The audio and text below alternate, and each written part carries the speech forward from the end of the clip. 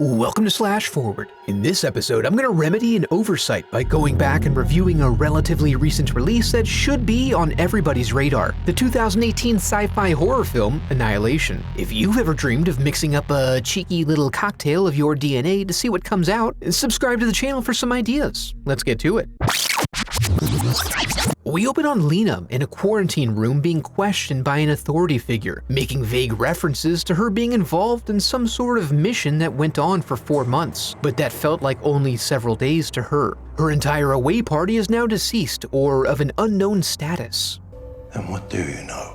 And this is her story. We then transition to a meteor screaming through the Addy, which is what I call the atmosphere, touching down in a lighthouse. And then we take a 90-degree turn to catch up with Lena again, starting off a biology class and poetically prepping some medical students for a semester to be spent attempting to unravel the mysteries of cancerous growth. Afterwards, she is approached by her colleague Dan, who is looking to invite her to a social event, hoping to get her to come out of her shell a bit after shutting herself in due to her husband going missing 1 year ago. In her empty home, we scan across the decor, picking up that he was in the military and watching her cry as she reminisces about how much fun they used to have, just tickling. Then, while she's painting the bedroom, looking for a bit of closure and a fresh start, he goes ahead and wanders on in, searching internally for some sense of familiarity. She attempts to get a debrief from Kane, but he's not able to give many specifics about his secret mission, so she begins probing deep. Do the people there speak Portuguese or Swahili or Pashto?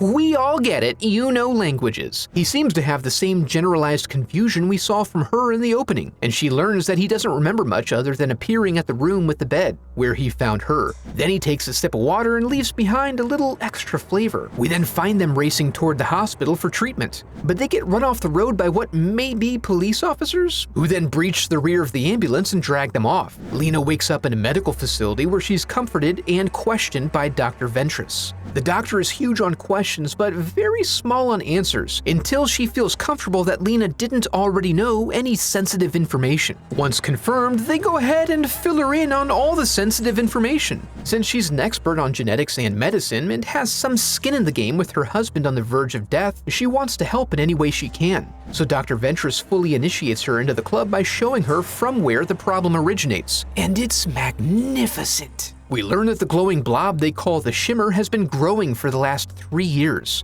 They've been setting up and evacuating a progressively larger perimeter as it expands, and every attempt to penetrate it has failed as no party of explorers have ever come back, leaving the experts pretty much holding their dicks. But now with Kane's appearance, they're hoping there's a chance to venture in and return with some usable information. At the mess hall later, some of the grunts approach Lena and try to make nice, assuming that she's part of the team. Anya invites her over to the ladies' table where she meets Cassie and Josie. We learn they all have backgrounds in various intellectual fields, and are blowing off a little steam before their mission, going into the Shimmer. They're part of a new strategy, since they've previously only sent in military meatheads who are either getting killed by something inside, or going crazy and killing each other. They're trying an all-female group to see how that works out. With this knowledge, Lena goes to make peace with Kane, feeling that she knows why he felt he needed to go in, and also feeling like she owes it to him to try to find some answers. With her biology and military background, she feels she'd be a worthwhile addition to the team, and volunteers her services. Before long, the ladies are all geared up with their proton packs heading toward the Shimmer.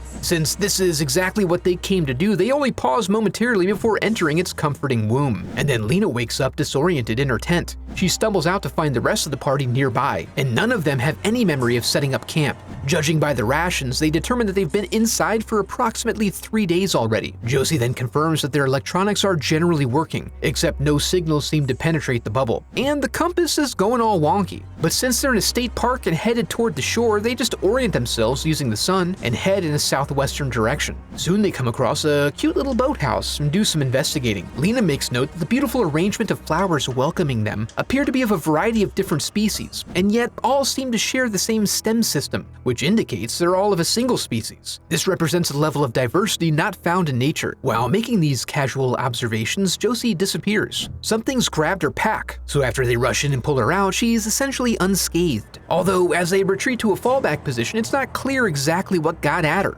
until a giant old lazy crocodile busts out of the side of the building. It approaches them slowly, and Lena is able to neutralize it by removing its brain with some carefully placed bullets. In examining the specimen afterward, Lena notes similar indications of interspecies genetic crossbreeding, as was seen in the plants. Despite this, they continue on downriver. Casual conversation between Cassie and Lena reveals that they've all chosen to come on this unusual mission because they're all damaged goods in one way or another. And then they emerge into a clearing where they find the old headquarters from back when the Shimmer was a little bit smaller. The building appears to be covered with its own local brand of mutations that Lena identifies as being tumor-like, which is perfect because they're setting up camp here. In the mess hall, they find evidence of a prior expedition also using the building for shelter. There's a map of the area and a rotation schedule likely for keeping guard. They also find a Ziploc bag that contains a message for those that follow. They pop it into the camcorder and we see Sergeant Kane in more vital times, preparing to do a little elective field surgery on one of his buddies, a predictable defect of an all-male crew. When they get the trapdoor open, we see that what's inside is moving of its own accord. This freaks them all out, and Anya tries to convince the group that what they saw was a trick of the light, despite the obvious evidence to the contrary. But Ventress heads off to the pool room where they find the body in question, now in full bloom, and it's mesmerizing. Later that night, Lena becomes restless and goes to check some of her samples under the scope. She witnesses that each new cell that splits off does so in a dramatically different form. Needing some fresh air while she ponders this, she heads out to check on Dr. Ventress in her little lookout booth. Ventress relays her plan to head to the coast by way of a little town that had to be evacuated. She also offers condolences about Lena's husband going crazy, understanding now why Lena opted not to reveal her relationship to the group.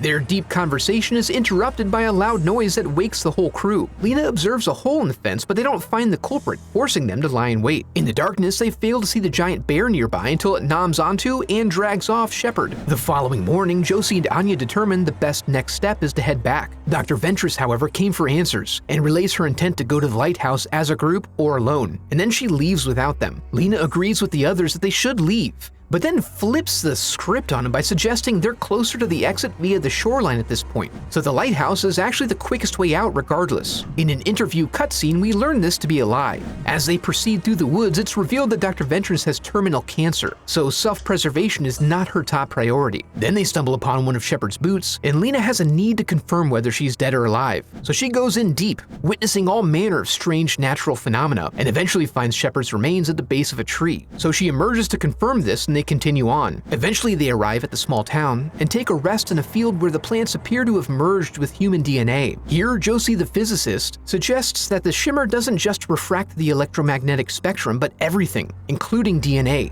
This is how these plants have human body plans built in, and also implies that their DNA is being reconfigured as they live and breathe. Now that they've established they're doomed, they find a cozy house to secure, and Anya notices some movement beneath her skin. Lena continues her candlelit studies that evening, taking a sample from herself this time and relishing in its magnificence. She then wakes up later with a gun in her face and gets violently put back to sleep by Anya. Then she wakes up again to find herself and everyone else tied up and gagged. Anya begins questioning her about her relationship with Kane and wanting to figure out if there's any connections or prior knowledge about how much of a suicide mission this was. Despite her thirst for knowledge, she never does remove any of the gags. She sees this whole operation as a series of lies, and since no one else saw the bear that snatched Shepard, she wonders if they're not actually in a turning on each other scenario. Honestly, she makes a strong case for this, as she's actively losing her mind and turning on her comrades. She decides it's time now for some exploratory surgery to see who the real people are, but then she hears Shepard crying for help outside. Another one of Lena's classic lies revealed, but when she goes out to assist, the rest of them hear screams and then silence. They're then forced to wait patiently as a large, apparently blind, skull-faced bear lumbers in and sniffs about. In an attempt to figure out if they might be tasty treats, it attempts to rile them up. Here we learn the screams that drew out Anya were actually emanating from the bear's terrible jowls, having taken on some genetic attributes from Shepard.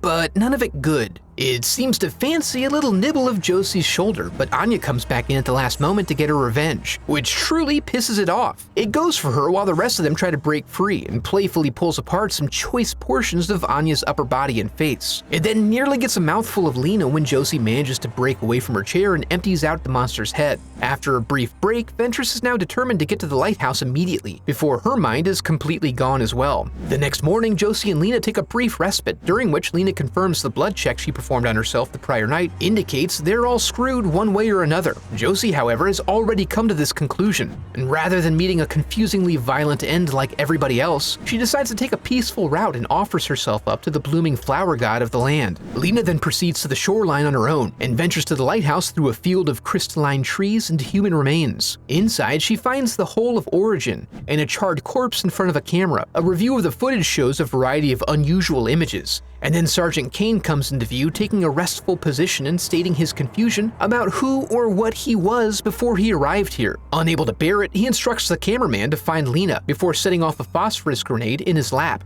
and then the cameraman is revealed to be his duplicate. She then hears voices coming from the hole, and she makes her way in carefully, eventually finding Ventress enjoying the final phase, finding closure and having wanted to discover what was inside the lighthouse, and now having it inside of her. She then refracts into a being of pure energy and unimaginable scrumtralescence. From thenceforward, she exists only in globule form. Her energy droplets then convert themselves into the infinite sphincter that, after collecting a minuscule sample from Lena, begins to take humanoid form. Lena attempts to flee but finds that it acts as her shadow in its attempt to learn our ways. It also has no respect, we learn, for personal boundaries and very nearly crushes the life out of her. After a few experiments, she seems to get the hang of this and casually hands it a phosphorus grenade, which she sets off and then runs. The energy being then staggers and catches fire to the lighthouse before returning to its central pedestal. This results in an immolation of the entire structure, which seems to have a positive impact on the outside world, depending, that is, on how you define positivity. Back at the interview, her interlocutor seeks out some additional deets about the intentions and motivations of the being, but Lena rightly recognizes that it didn't seem to have any, and may not have even known she was there. It was just nature being nature. You can't put that in a box. When she takes a sip of her water, we get indication that things may be okay now, and further learn that Kane stabilized after the shimmer disappeared. She goes to him, recognizing that her husband is gone, and they share a warm but empty embrace. I have a website set up where you can support the channel through donations or merch, and I'd like to take a moment to give a huge thanks to my donors memorialized in the Hall of Headshots.